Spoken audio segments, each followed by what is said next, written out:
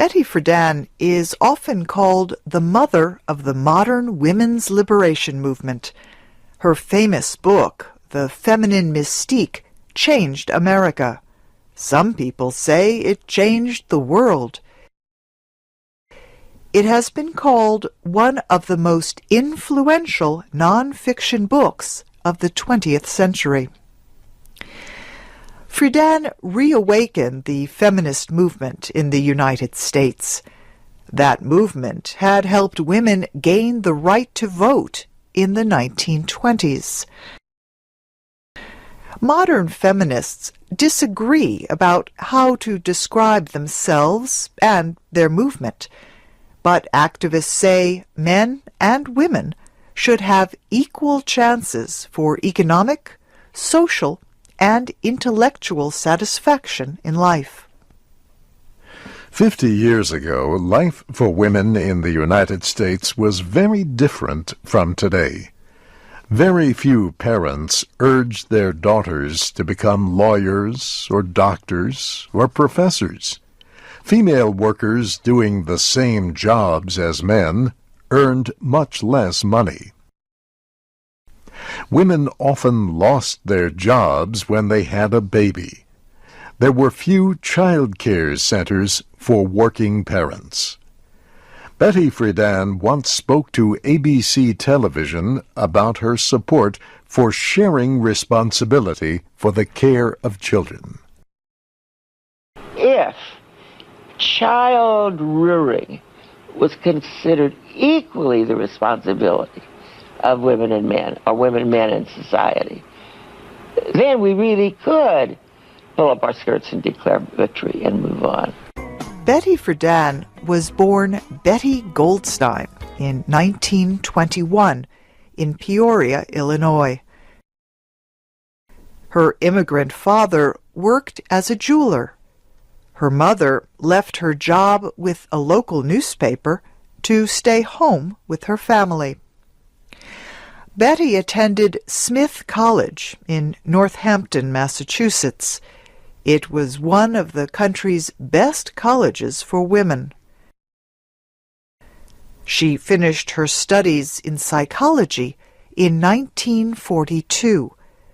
After college, she attended the University of California at Berkeley to continue her studies. Her boyfriend at the time did not want her to get an advanced degree in psychology. He apparently felt threatened by her success, so Betty left California and her boyfriend. She moved to New York City and worked as a reporter and editor for labor union newspapers. In 1947, Betty Goldstein married Carl Friedan, a theater director who later became an advertising executive. They had a child, the first of 3. The Friedans were to remain married until 1969. When Betty Friedan became pregnant for the second time, she was dismissed from her job at the newspaper. After that, she worked as an independent reporter for magazines. But her editors often rejected her attempts to write about subjects outside the traditional interests of women. In 1957, Friedan started research that was to have far-reaching results. Her class at Smith College was to gather for the 15th anniversary of their graduation. Friedan prepared an opinion study for the women. She sent questions to the women about their lives. Most who took part in the study did not work outside their homes. Friedan was not completely satisfied with her life. She thought that her former college classmates might also be dissatisfied. She was right. Friedan thought these intelligent women could give a lot to society if they had another identity besides being homemakers. Friedan completed more studies. More women also began studying traditionally male subjects like law, medicine, and engineering. Betty Friedan expressed the dissatisfaction of some American women during the middle of the 20th century. But she also made many men feel threatened. Later, critics said her book only dealt with the problems of white, educated, wealthy, married women. It did not study the problems of poor white women, single women, or minorities. In 1966, Betty Friedan helped establish NOW, the National Organization for Women. She served as its first president. She led campaigns to end unfair treatment of women seeking jobs. Friedan also worked on other issues. She wanted women to have the choice to end their pregnancies. She wanted to create child care centers for working parents. She wanted women to take part in social and political change.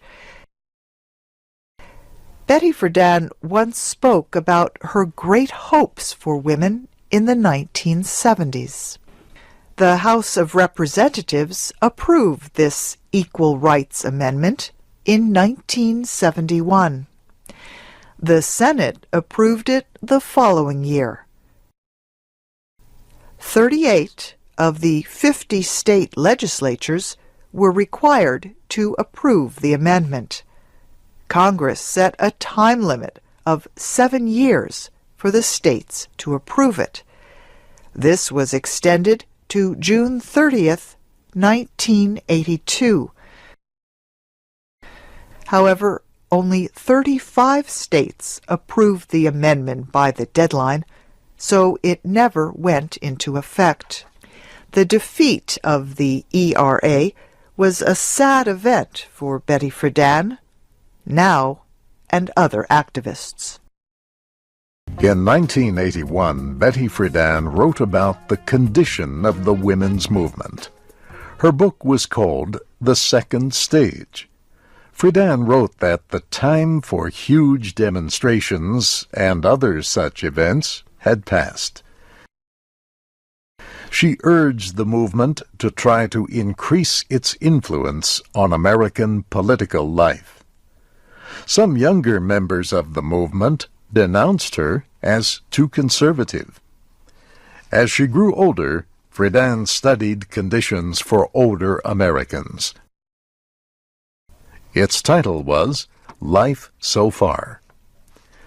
Betty Friedan died on February 4th, 2006. Betty Friedan once told a television reporter how she wanted to be remembered. She helped make it better for women to feel good about being women. And therefore she helped make it possible for women to more freely love men.